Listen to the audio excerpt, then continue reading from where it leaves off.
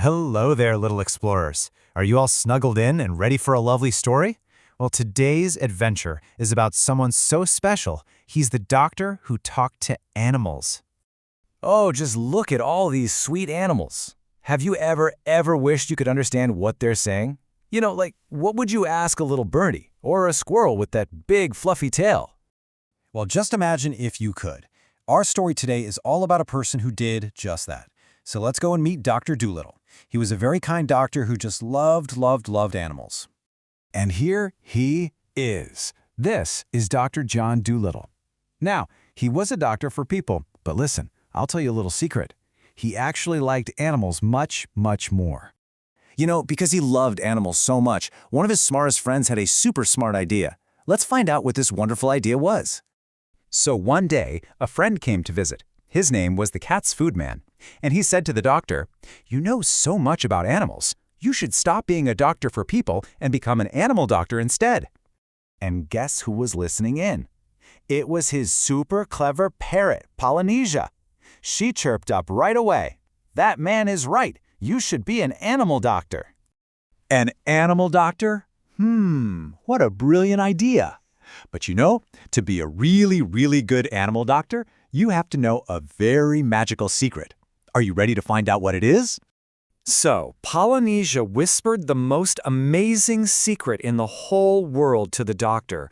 She said that all animals can talk. They just speak in their own special secret languages.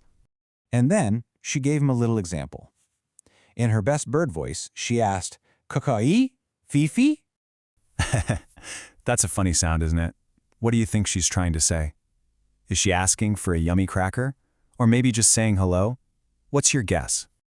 Are you ready to hear the answer? It means, is the porridge hot yet? Can you believe that? Birds talk about their breakfast just like we do. That's so silly.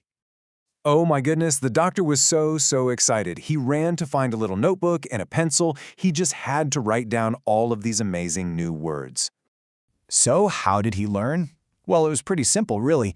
First, he listened very carefully to Polynesia. Then, he wrote all the words down in his book, and before he knew it, he could talk to the animals. And you know what else Polynesia taught him? That animals don't just talk with sounds. Nope, they talk with their whole bodies. See this little kitty? When all her fur gets big and fluffy, that's how she says, "I'm a little scared." And look at this duck spreading his wings out wide. That's his way of saying, "I'm feeling a bit cross right now." Soon, Dr. Dolittle was ready to see his very first animal patient. And oh my, this patient had a really surprising problem. A very sad old plow horse came to see him, and in perfect horse talk, he said, "The other doctor, he just doesn't understand me. He only gives me these big, yucky pills." Then, the horse told Dr. Dolittle what was really wrong. He said, "What I really need is spectacles. I can't see very well out of one of my eyes."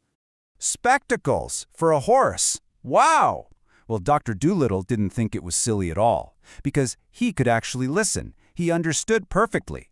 "Of course," he said, and he promised to get that horse some lovely green glasses right away. And because he could really truly listen to what the animals needed, Dr. Dolittle became the best animal doctor in the whole wide world.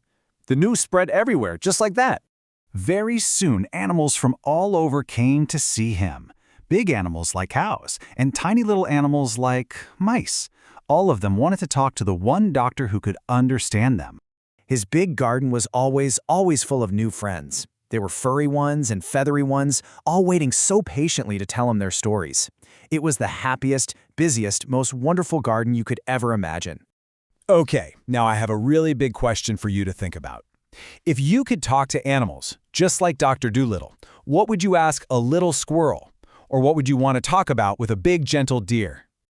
And because he could understand and help all of his wonderful new friends, Dr. Dolittle wasn't just the best animal doctor, he was the happiest animal doctor in the whole wide world. And that's our story for today.